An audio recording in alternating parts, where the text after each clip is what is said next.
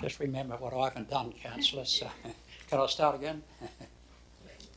Okay.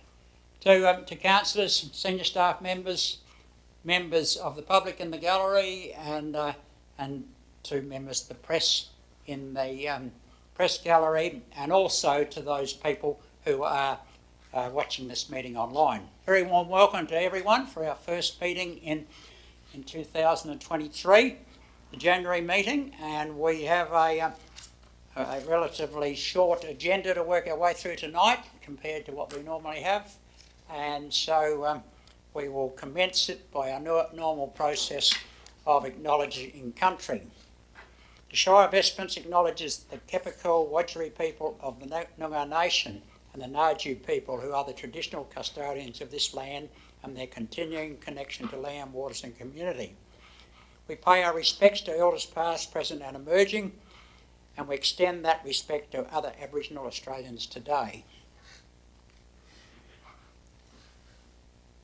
Councillors, the first one is apologies and granted leave of absence. We have an apology from Councillor Horan and an apology from Councillor O'Donnell, and I understood someone said that Councillor McMullen has indicated he can't be here. Okay. All right, thank you. And we have, I guess, apologies from Mr Walker, who's on leave. All other personnel are here. I don't know whether I said good evening. Yeah, Mrs Baxter, she was in when I did the formal welcome, but I didn't say. My apologies for not speaking with you before, Mrs Baxter. Let's move on, councillors. Item 3 on our agenda is the apologies and notification of granted leave of absence. Well, we have done the apologies. The granted leave of absence, I don't think there are any at this stage. And so I move on to item 4, the applications for leave of absence.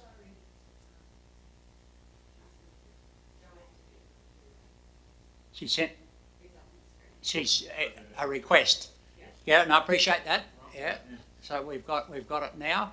So Councillor O'Donnell has requested a leave of absence for the beginning to the end of the month of February. Is there any other leave of absence? Any other leave of absence? Councillor Graham. Yeah, I'd like to apply for a leave of absence for Friday 27th the 1st through to the 3rd of the 2nd, 23. Thank you. Thank you. Is there any further leave of absence requested? Nil. Then I will ask someone prepared to move that we grant those leave of absence. Moved by Councillor Oborne, seconded by Councillor De Haas. I'll put it to the vote. Those in favour? Against? That is carried by 1, 2, 3, 4, 5, 6, 7. 7 I've got tonight. Rightio. Thank you. 7. 1, 2, 3, 4, 5, 6, 7. Oh, I counted the CEO and he's not counted. Right, 6. He's not voting. 6. No. Yep, okay, thank you. Let's read the announcements by persons presiding without discussion.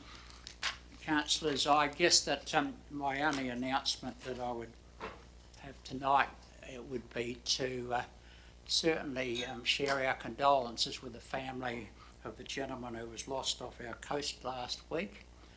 I also use this as an opportunity to acknowledge all of our emergency services people that put so much time into these searches to endeavour to recover people, and also to the people who work in the Coastal Safety Committee, who have done so much work over the last few years and are equally probably more disappointed than most of us when we hear of a fatal accident like this, because they've put so much work in. I know that there are also other people in the community who are saying, what are we doing to make sure it doesn't happen again? Well, that's an unknown question, and I believe that we would all want to know answers that are going to be a perfect solution. To me, it's no different to the road toll that we have every year. and everyone is trying to work out better ways, and they make changes, they put in white lines and a whole range of other things. There's lots and lots of public information about it, but we still finish with losing people on the roads.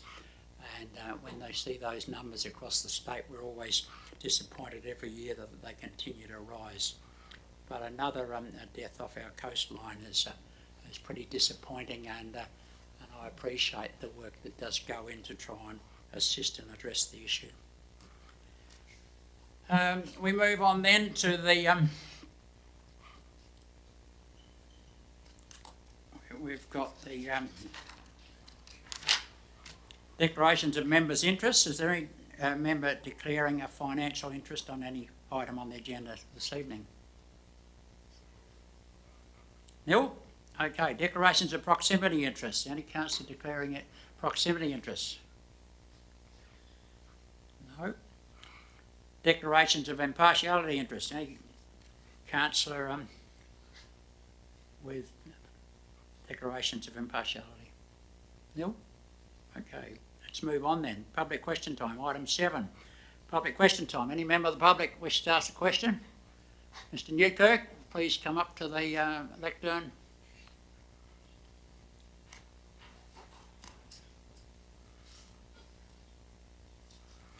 My apologies, I should have called you Dr. Newkirk.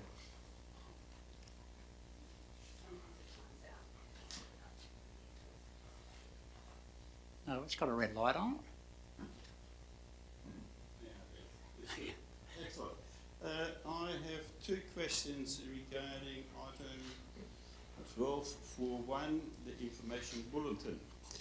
I read on page 199 of this, item 16.1.4, conduct a biannual community survey to assess community priorities and benchmark performance levels. And it says there, due to commence 2023-24. And I took the time to look in the Shire website, and I note that the last survey that we had was open between 15 March and 2 April 2021. And my question is, I don't recall that we were going to skip a year. And if so, when was that decided? CEO, wish to respond, or Mrs. Baxter? Or you going? I'm not sure that we decided to skip a year. I guess we just need to factor it in when we can do it most appropriately, and yeah, it should be done every 2 years. So, yeah, but maybe I should clarify. I interpreted from the comment that it says there in the financial year 2023-24. So you still plan to do it this calendar year? That's right. Yeah. Okay, but later in the year than usual. Usually it's done early in the year. That's confusing. I don't think the timing's been determined yet. Yeah. Mrs. Baxter, you want to make a comment, did you? Okay. All right. Okay, next question, Dr. Newkirk. The second question I had is on page 213, and Mr. Walker is not here, but maybe his representative can give us later clarification. Item 12.2.2. It's to do with the advisory working groups. I know that we've gone from committees to working groups because working groups would give us more flexibility, that they would meet and not having to worry about a quorum. That side of it is that we don't hear when it happens. I note that there was no meeting in early January, there was no meeting in August. When has this working group met recently, and how do we stand with this streetscape decision that will actually bring some flowers and plants to the concrete area of the roundabout? Mr. Glave, would you like to answer this? Yeah, I can answer that one. on behalf of Matt, who's not here today. That working group has already established the concept design, which we're actually currently implementing, and the feedback that has been done through that group has been done through informal correspondence via email, and feedback via that process on project progress, rather than actually meeting as such in a formal meeting setting. But this has been going for about a year and a half since that. And the concept design has been set. That concept design went through council probably 18 to 24 months ago, and the group is actually just working through implementing that concept design as per the agreed concept design. So there's been no need to actually formally meet to actually work through the process of reviewing that concept design, or we're actually just in an implementation phase of that project. Okay, well, we'll patiently wait for something to be implemented. Thank you.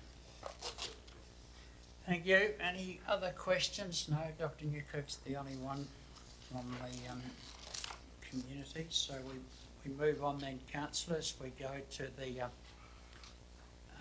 public addresses and deputations. Mr. CEO, Nil. Petitions, Nil. We go to confirmation of the minutes of the ordinary council meeting held on the 20th of December 2022. Is someone prepared to move the confirmation of those minutes? Moved by Councillor De Haas. Is it seconded? Would you like to read the motion, please, Councillor De Haas? I'll get a seconder.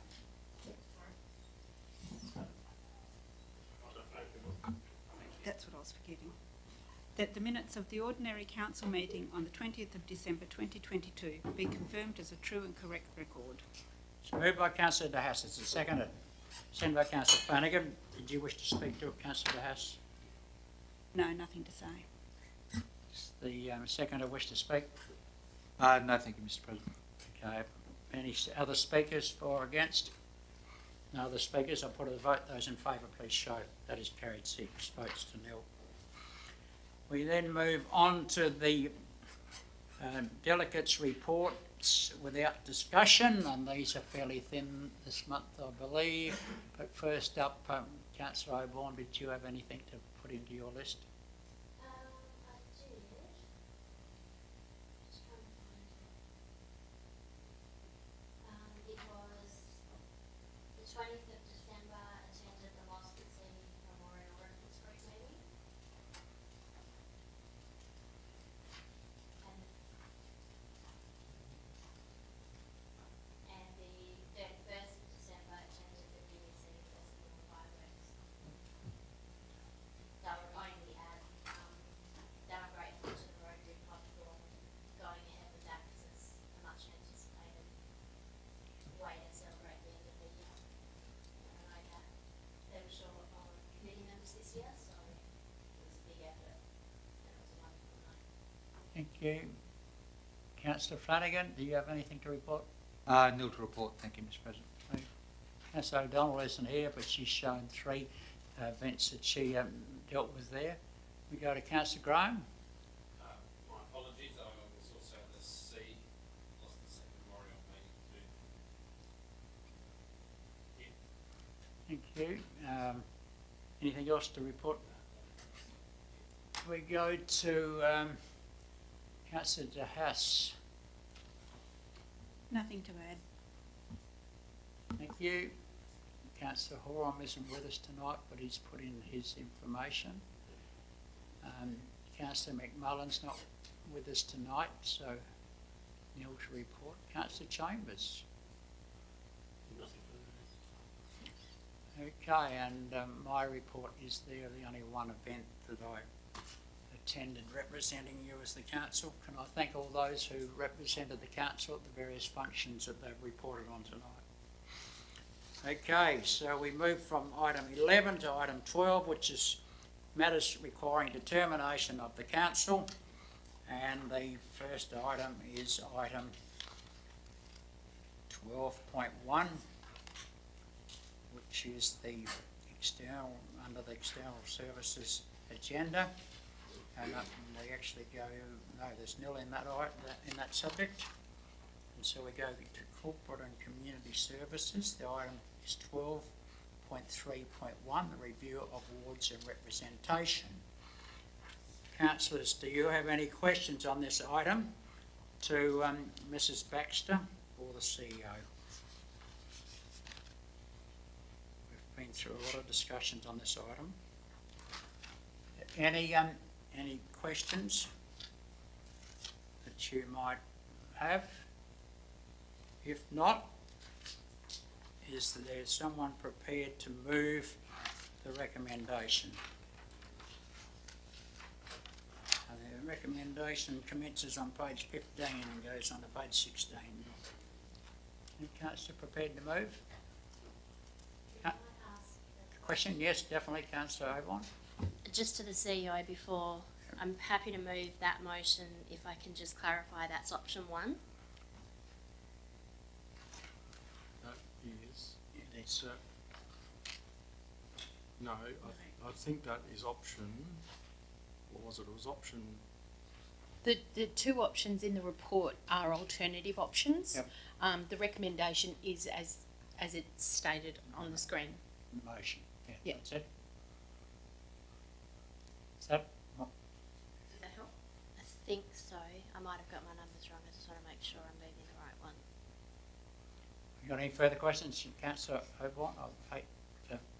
so in the Councillor. discussion paper, it was option 3. Yep. That's my understanding, expanding the rural ward, reducing the town ward numbers to remove the shire president positions. It's option 3 in the discussion paper. Yep. In the officer's comment is, yeah, it's the option 1. I think that's what it is. That's where I'm getting confused Okay. probably.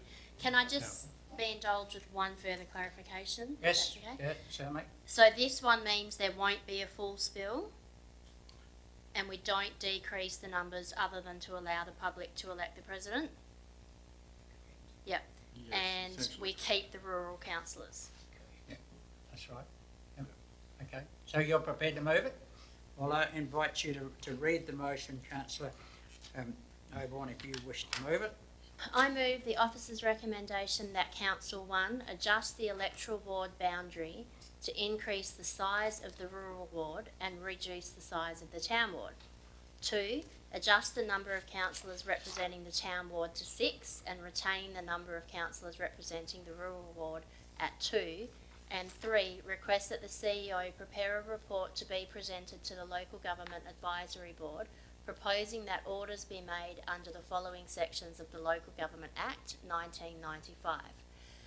Subsection 2.21 to change the boundary of wards within the Shire of Esperance District, and subsection 2.18.3 to change the number of officers of councillor for wards within the Shire of Esperance District. Thank you. It's moved by councillor Avon. Is there a seconder to the motion? Seconded by councillor De Haas. Councillor Avon, you can speak to your motion if you so wish. I'm on the record already saying that I wasn't particularly pleased with having to not have a say in who our leader would be, because I think that's a step in the wrong direction in terms of factionalism and, one agenda people running for office. But we have no say, so that fact notwithstanding, this option, to my knowledge, out of the options we're forced to choose from, means we won't have a full spill, which I would hate for that to happen, because then we lose all of the knowledge of the past few years and the stability that we've got. I didn't like the options where they're reducing councillor numbers, because we have got such a large and varied electorate. I think diversity is important. And while I personally have a preference to maybe move to a one ward system, I understand that the rural community like to have their councillor, and it's important to them. They contribute 49% of the rates, and our last review, when I was considering voting for one ward, the last review, the community in the rural community said they value having their own representation, and it fits under community of interest, so it's a well-balanced option other than the popularly elected president. Thank you. A speaker against the motion? No speakers against? Councillor De Haas, do you wish to speak in favour as the seconder of the motion? Yes, I would just like to totally agree with Councillor Oborne. I'm not in agreement with having to have a popularly elected president. I don't believe that's the correct way to go. However, that is the way that we have been told we must go. And looking at the numbers, can you imagine if we had much lower numbers? Today we are 3 councillors down, and that would create an issue. So I believe that this is the only way for us to go forward and to be able to keep some of our councillors who do have that experience without having to go to a spill. So, Thank you. Is there a speaker against the motion? Speaker in favour? Councillors, I'm going to speak in favour. I'm going to use this opportunity to speak in favour of this item. I know we've had lots of discussions and there's been significant media about our concerns at the mayor elected at large. We haven't got any choice in that. That's not one of the options that we can talk about, so I guess that we put that aside. My only advice to you is that don't stress too much over it, because I think the wisdom of the electorate in Esperance has always been excellent. That's my personal opinion, and I think we can put our trust in that we won't get a very negative outcome.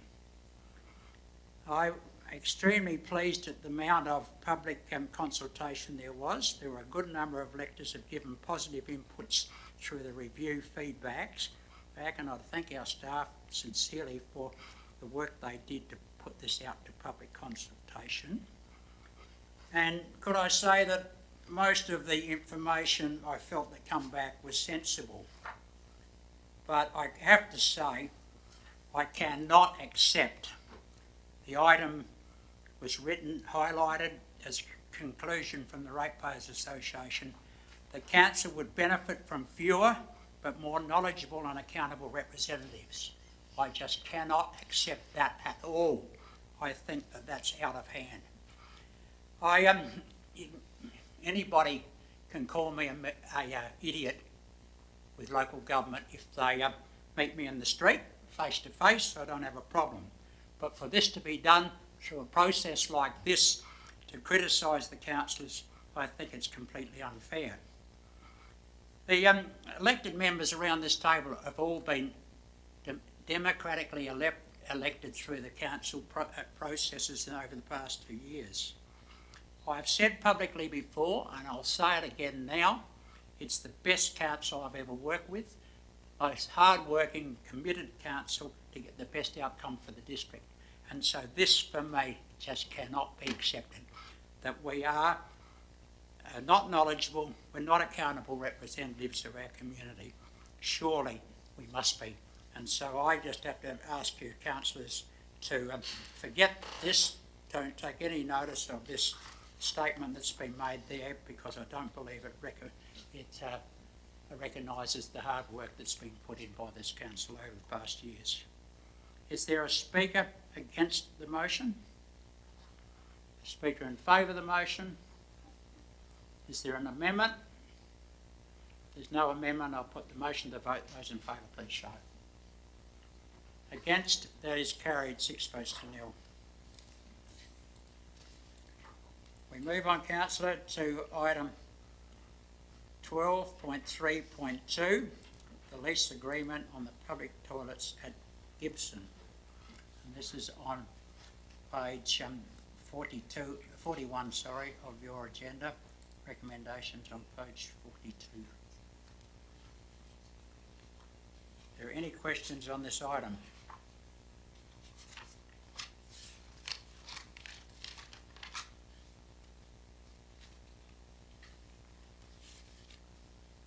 No questions?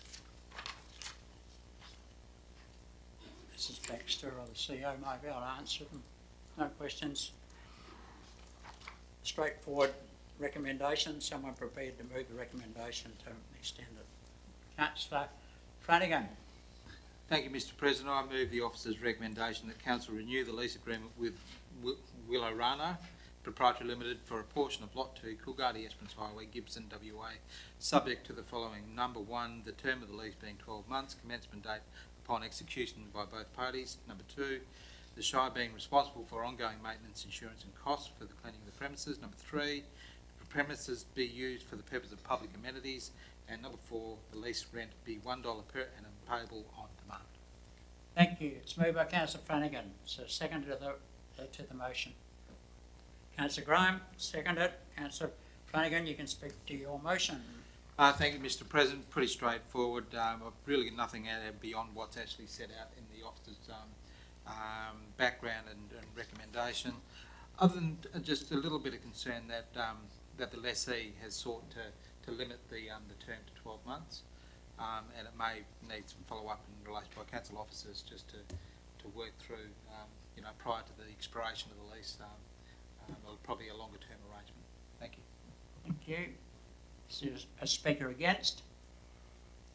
Councillor Graham, you wish to speak in favour? No, nothing, Dan. Thank you, Mr. President. Is the speaker against or an amendment? No speaker against, no amendment. I put it to vote. Those in favour, please show. Against, that is carried at 6 votes to 0.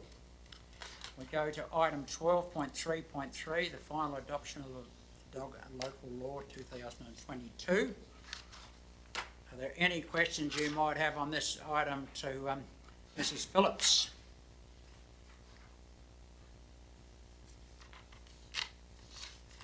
No questions? Okay. No questions then. Somebody prepared to move the final recommendation on this item? Moved by councillor Oborne. You wish to read it, councillor Oborne?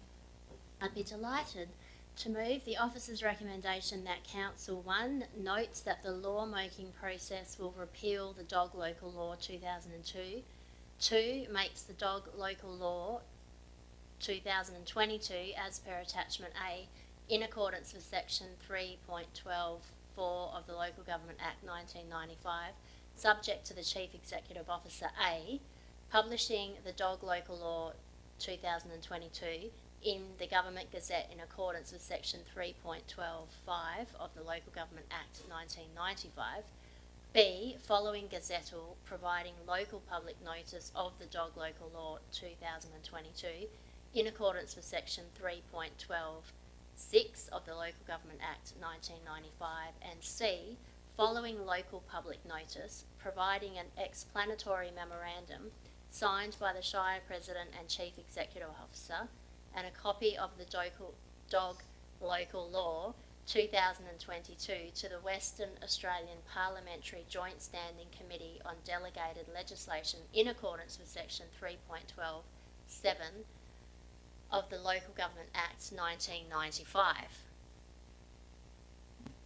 Thank you for that, councillor Oborne. Is a seconder to the motion? Seconded by councillor Flanagan. You wish to speak to it now, councillor? Not a lot to Oborne? say, Mr. President, because we're simply adopting the law that we've been working on for close to a year. It was back in June of last year that we considered this. We've already agreed to this, and subsequently we've sent it out for the public notice period to see what the community had to say, and also the department provided their input. So really it's back with us for procedural final adoption. Thank you. Is there a speaker against the motion? Councillor Flanagan, you wish to speak in favour of it as the seconder of the motion? Thank you, Mr. President. The only thing that I would add was just noting the comments by the Department of Local Government and whatever else they're called, the DLGSC is the acronym, related to the modified penalties not exceeding 10%. I also just note that this process has been very, very comprehensive on behalf of the council. The council fully endorses the concepts contained in the local law, and notwithstanding the comments made by the department, I think it's incumbent on the council to put forward the local laws as adopted by council and to test that through the Joint Standing Committee. Thank you. Thank you, councillor Flanagan. A speaker against the motion? Speaker in favour? No other speakers or amendments? No, put to the vote, those in favour? Against, that is carried 6 votes to nil, an absolute majority. We required an absolute majority, and I apologise for not advising you, councillors. Okay, so we move on then to 12.3.4, the final adoption of the Cat Local Law 2022, and this is on page 67 with the recommendation on page 69 of your agendas, councillors. Are there any questions you might have regarding this item? And those questions would go to Mrs. Phillips, I believe. Yeah, got it right. Or the CEO.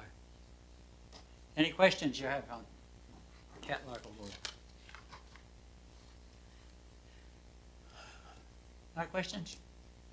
Okay. Someone prepared to move the recommendation as on page 69? Councillor Chambers. I'm happy to move the officer's recommendation. Council 1 makes the Cat Local Law 2022 as per the attachment B in accordance with section 3.12.4 of the Local Government Act 1995. Thank you, Mr. President. Subject to the Chief Executive Officer A, publishing the Cat Local Law 2022 in the Local Government Gazette in accordance with section 3.125 of the Local Government Act 1995. B, following Gazette will provide providing local public notice of the Cat Local Law 2022 in accordance with section 3.12.6 of the Local Government Act 1995. And C, following local public notice providing an explanatory memorandum signed by the Shire President and the Chief Executive Officer and a copy of the Cat Local Law 2022 to the West Australian Parliamentary Joint Standing Committee on delegated legislation in accordance with section 3.127 of the Local Government Act 1995. Thank you. It's been moved by Councillor Chambers. Is there a seconder to the motion? Councillor De Haas. Councillor Chambers, you can speak to your motion. Thank you, Mr. President. I understand that we have got some feedback from the what he said, the Department of Local Government, Community and Sport, and that there is some issues around that. But firstly, I'd just like to thank the people that put the submissions in, and the staff for getting it out to the public for people to put submissions in against the Cat Local Law.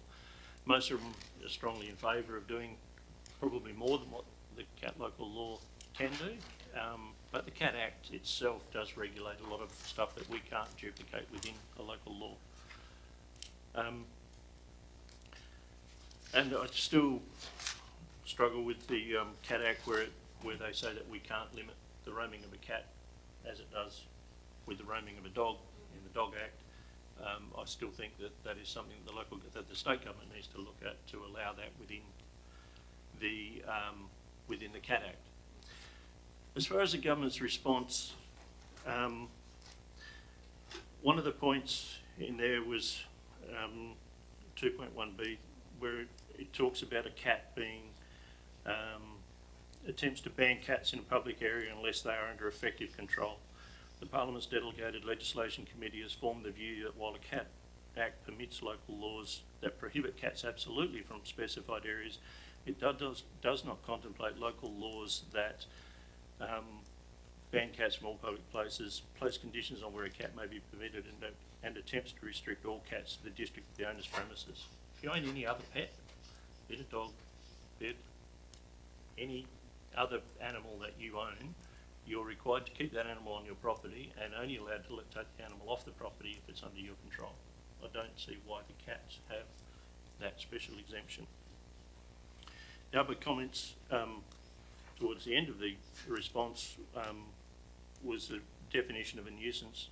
It states that the local law's interpretation contains a broad definition of nuisance which seems to include things that would not normally qualify as a nuisance under common law. For example, the killing of native fauna on a property would not generally qualify as a nuisance.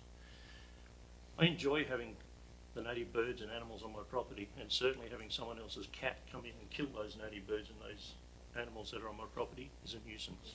Whether it's under local law or whether it's under the law or not, it is still a nuisance. At another property, the fact of a cat urinating on someone else's property would not always qualify as a nuisance.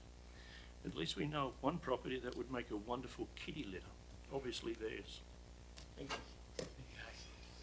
Thank you, councillor Chambers. Is there a speaker against the motion? No speakers against the motion. Is there a second who'd like to speak in favour of it? Councillor De Haas. I certainly would. Councillor Chambers has just taken most of the words that I was going to say. I have most of that written down here. As everyone knows, because I have said it so many times, I am a cat lover, but I really, really believe that we need to be able to strengthen these local laws to be able to keep these cats on a person's property. It is an extreme nuisance when other people's cats come and urinate on your property, especially the males when they decide to spray. The smell is horrendous, it attracts other cats. It affects people who are dog owners. Cats on their property, it sets the dogs off. The stronger we can make these local laws, the better. So, thank you. Thank you. That's been speaker in favour. Is there a speaker against the motion? Is there an amendment for the motion? Well, councillors, this also requires an absolute majority, so I'll put the motion to the vote. Those in favour, please show. Against, that is carried. 6 votes to 0. Thank you. We move on then to item 12.3.5, the Financial Services Report, which is on page 105 of your agendas, and the recommendations on page 105. Are there any questions concerning the financial report to Mrs. Baxter?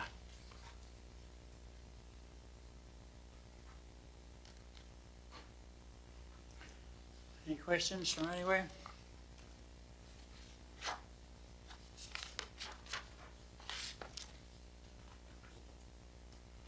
There's no questions. Is someone prepared to move the recommendation, which is on 105? Moved by councillor Chambers. Move the officer's recommendation that council receive the attached report entitled Monthly Financial Services Report, incorporating the statement of financial activity for the month of December 2022. Apologies. It's been moved by councillor Chambers. Is it seconded? Seconded, councillor Flanagan. Councillor Chambers, do you wish to speak to this item? No, I don't think there's anything that needs to be said, Chair. It's a fairly in-depth and comprehensive report. Thank you. Is there a speaker against the motion? Councillor Flanagan, you can speak in favour of it. Thank you, Mr. President. Nothing further to add. All right, so if there's no, well, there won't be any amendment. There's no, I'll take it there's no amendment. No one's put, they usually jump up on that one. So there's no amendment. We'll put it to the vote. Those in favour, please show. That's carried 6 votes to 0. Thank you. We now move on to the executive services and item 12.4.1 on our agenda, which is the information bulletin, which is on page 157 of our agenda. Do we have any questions on this item?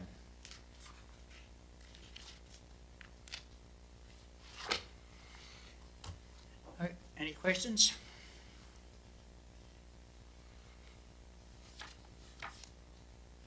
There's no questions. I'm asked for somebody to move the motion to progress the process. Councillor Flanagan. Thank you, Mr. President. I move the officer's recommendation that council accepts number 1, the information bulletin January 2023, number 2, council priorities summary, corporate performance December 2022, number 3, delegations discharge, corporate resources, number 4, status report, open council resolutions January 2023, number 5, community grants program 2022-23, small grants December 2022. Thank you, Councillor Flanagan. Is there a seconder to the motion? Councillor Graham. So it's seconded by Councillor Graham. Councillor Flanagan. Thank you, Mr. President. I'd just like to thank officers for the comprehensive report that's been provided, but also to make the very important point that the report is not only for councillors, it's actually for the community. The community has access to what is very, very comprehensive information in relation to the activities of council and the accountabilities by which council can be held, which was demonstrated by the questions that that Dr. Newkirk was able to ask today. So I think it's a very, very important part of our council agenda, and yeah, I thank you for officers for providing that. Thank you. Is the speaker in favour? Is the speaker against the motion? Does the seconder wish to speak to the motion? Councillor Graham? No, but I will make a comment. A few times recently I've been asked whether council, or as councillors, take a month off. And if this is about as quiet as we get for a month off, I think we've taken it a little bit easier than normal, but there's still a lot gets done in the month of December. So well done, staff and councillors. Thank you. Thank you. Is there a speaker against the motion? Speaker in favour? Is there an amendment? No amendments? No more speakers. Put to the vote. Those in favour, please show. That's carried. 6 votes to 0. Thank you. So then we go to reports of committees. We have no committees to report at this stage, I take it. Motions of which notice has been given. Any motions that notice have been given? Item 15 is members' questions with or without notice. Is there any councillors having a question without notice? No? Okay, so we go to item 16, urgent business approved by decision. Is there any questions here? Councillors, we do have a late item which I believe we need to deal with here in this one, and that late item's been circulated to you, I would take it. All councillors have had opportunity. Could I then ask someone to move that we deal with the urgent business? So, Councillor Chambers is moving, Councillor Flanagan is seconding. We've got a motion on the specifics of that item in our. I haven't got mine open. My apologies, but can you just we've got it up on the board, have we? Councillor accept. The council accept the late item 16.1, staff housing proposal, short and long term. Okay, that's the what we're actually doing here is considering whether you will handle it tonight or not. So the motion should be that the council deal with the late item, and we can test that in the meeting. Who's against dealing with it and who's not? So someone prepared to move in line with that? I'll move that. It's moved by Councillor Chambers, seconded Councillor Flanagan. Do you have some appropriate words for that, Mr. CEO? Do you think that? I think you're accepting the late item to consider. Right, okay. So that's the detail of it up there. There's some in there. So it's moved by Councillor Chambers. You wish to speak to it, Councillor Chambers? Only to say that due to circumstances that are arising, I believe that this does tick the boxes to be dealt with urgently. That's all? Okay. Is there the second, is there a speaker against dealing with this item now? Is there a speaker in favour? Councillor Flanagan, you seconded it? Yeah, I'd just like to add to what Councillor Chambers has outlined, that this matter, whilst it's extremely important, is of sufficient urgency that I don't believe it can be held over to the next ordinary council meeting. It needs to be dealt with as a matter of priority. Is there a speaker against the motion or an amendment? If there's no speakers against, no amendment, I'll put to the vote those in favour. Against, that is carried. Thank you, councillors. We deal with the item now, and so we have got the item. I haven't got it in a printed form, but I've got it in my iPad. It'll be up on the board anyway. It's on the board up there. So you, I presume that you would like opportunity to ask questions of the CEO in particular, or one of the other senior management people. Are there any questions to the CEO or to the to Council? Apologies to Director Phillips or Director Baxter. Are there any questions? Sorry, Councillor Flanagan. Thank you, Mr. President. I just note within the report there's a reference to the financial implications, which would be dealt with in any subsequent report that would be presented to council. Ordinarily, investment decisions of this nature would probably involve a business case or cost-benefit analysis in relation to kind of expending significant amounts of council money on these things. So my question to the CEO is that is it contemplated that that type of analysis and that that sort of information will be provided as part of any further or council recommendation for the offer and acceptance and or acceptance of any tenders? Yeah, so the offer and acceptance for already constructed properties I don't think would require a business case. So we wouldn't be looking at doing any further report on those. However, with the design and construct, I think that's significant enough. I expect it would probably be over $2 million mark. So we will be looking at doing some further analysis of that in conjunction with the information that we should be getting from our accommodation needs analysis study that's currently being undertaken by Urbis. They're also considering some of these considerations for Shire staff as well. So those two combined, we should have, by the time any tender comes back for a design and construct tender on those properties, we should have further information for council's consideration on that as well. Any other questions?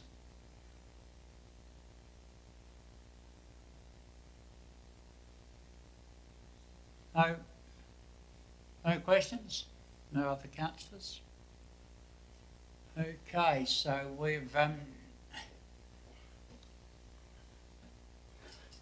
think I shouldn't make any comments until we're in debate, councillors. So I've got no questions. If there's no more questions, I think I'd seek a mover of the this item as it's written on your overhead board there now, and was circulated to you several days ago. Somebody prepared to move? Councillor Chambers. I'll move the officer's recommendation. I'll move the officer's recommendation that council delegate authority to the CEO to source suitable residential staff housing to purchase, including executing an offer and acceptance form on any suitable property subject to a condition of sale being final approval by council. 2, authorise the CEO to advertise the design and construct tender for residential construction at A, lot 1035 Viol Lane, Castletown, B, 45 Hockey Place, West Beach, and C, 46 Hockey Place, West Beach. Okay, so is there a seconder to the motion? Seconded by Councillor De Haas. Councillor Chambers, you can speak to your motion. Thank you, Mr. President. I understand that this is probably not the best outcome for council to be looking at purchasing properties when the rental market is also, and the housing market is already very, very tight. But we also know that the construction market is also very tight, and the time it takes to get a property to get a property built is considerable. The council, like any other business, has a need to attract and to employ high-level personnel, and a lot of those personnel unfortunately aren't available that already live and reside in the town. So I think moving forward and buying property so that we can fulfil some of those key positions and be able to provide accommodation at market rate or at whatever the deal may be as far as, you know, attracting staff will be a benefit to the Shire. And once we get those properties built, then we can look at whether we retain those properties or whether we release them back onto the market and utilise the properties that are built by the Shire. Thank you. Is the speaker against? Point of order, Mr. President. I'm just reading the officer's recommendation, item number 1, and it says they're delegated or authority to CEO to source suitable business housing to purchase, including extreme of substance form with any suitable property subject to condition of sale. I believe that should be purchased. Thank you for your advice. Is there any further comments or questions on this?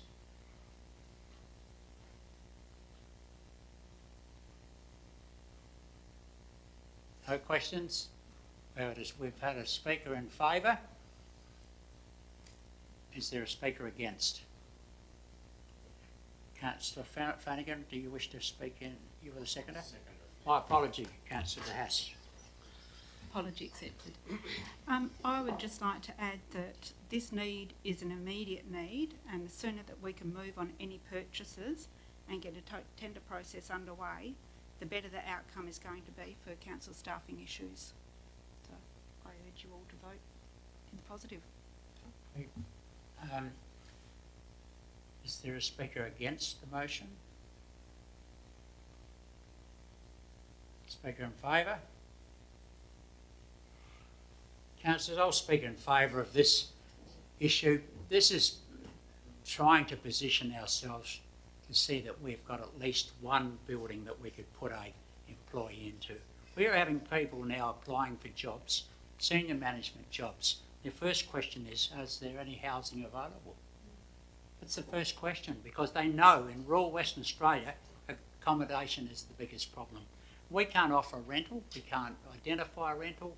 We've got a lot of information being brought to us on a daily basis about accommodation and what people are trying to do to get accommodation in Esperance, for short term in particular.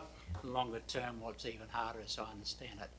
We're also saying, well, we've got some properties there. Maybe we've got to start a process of looking how we could develop those properties and for the longer term, and not necessarily that they all be for a Shire employees, but that could be for members of the public, or get more houses into the rental arrangements going forward. But at least we are contributing to what the people are basically demanding, and every conversation I've out in the community comes around to this. One is workers, the second one is about accommodation, and most people tell us that even if you can find a worker, it's impossible to find accommodation. So I just think that what we're trying to do is start the process here. We're not committing to anything. We are saying in the first one that it has to be come back to council basically for any form of finalisation to it, but he can sign an offer and acceptance, which doesn't bind us to buy, because we've got in there the written issue of the condition is that it comes before council. And with the other processes, finding a builder or getting in the line-up for local builders, it's absolutely necessary. We have to move and say, well, we're looking to do this. Give us an idea how much what you could do for us and how much it's going to cost us. And there are 3 properties there, 3 different options of what we might be able to develop on those according to where they are within the town planning scheme and what else can be done with them. Let's just give it a go and see what we might be able to draw out to move forward. It is just I think it's a positive move, and our community have been calling out for us to do something about it. Well, when are the Shire going to do something about this? We just can't do it while we're sitting our hands and saying that, well, there's other people that got to do it, because we will never get houses up and going if we take the approach of somebody else has got to build them for us. We don't own any houses. That's in the report. It's written there quite clearly. We don't own any houses currently, so we've got nowhere to move. We've got no priorities. Let's see if we can make this work, that we might be able to get one property at least so we can move staff in and out of, and that we can process, if we can get a builder that would commit to do larger amount of building as against just a one building. That's the idea of those lots A, B and C in the second part of that motion. We are just moving forward in a positive way to help our community, as well as to make sure the Shire's got good people that can come in and live here comfortably in the first days or months of their work for us. So I just encourage you to support it. Is there a speaker against? Speaker in favour? Speaker against? We're required to change that word. We need to change that word. It would make sense if you both the mover and the seconder are happy to change that word. Can I just make a comment on that? I believe it's called a condition of sales. And so, Yeah, it's condition of sale. So leave it as is. That's cool. I believe it's called a condition of sale That's the document. as on the document, so I think it's adequate as it is. Okay. Anybody got? Well, you have to move an amendment, councillors. That's all. That's what you have to do if you want to change the wording. Okay. No one wants to do an amendment. All right. So we've speakers for, and then there will be no speakers against. So there's no right of reply. I take it that you are willing to vote on it. This is an absolute majority required on this in the Local Government Act, and so I'm going to put the motion to the vote. Those in favour, please show. Against, that is carried 6 votes to 0, which is an absolute majority. Councillors, we go over to matters behind closed doors, and prior to that, I'll give opportunity for public question time. Any questions from members of the public?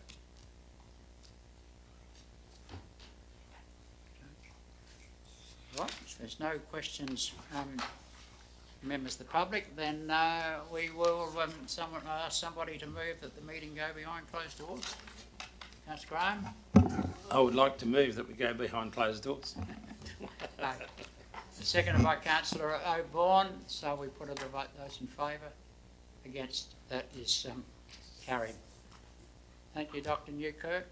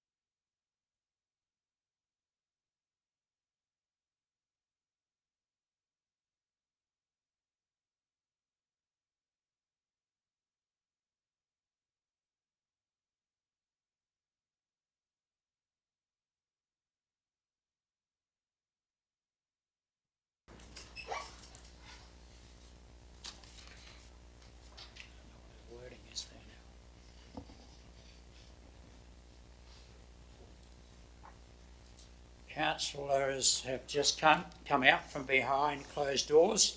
They dealt with one item, and that item was in regards to the sale of land in the Gloucester Shire's areas where we have advertised land in the past, and it's a revised program of those sales, having the list had to be changed on the basis the number of blocks had been sold and valuations had been reallocated on other blocks, and so the appropriate prices are in place as reserves for those properties to go back on the market, listing a number less than we might have in previous. So I thank everyone for being a part of the meeting, and certainly thank you to councillors and to senior staff people for being with us, and to those people that are online following the meeting through online, and I declare the meeting closed.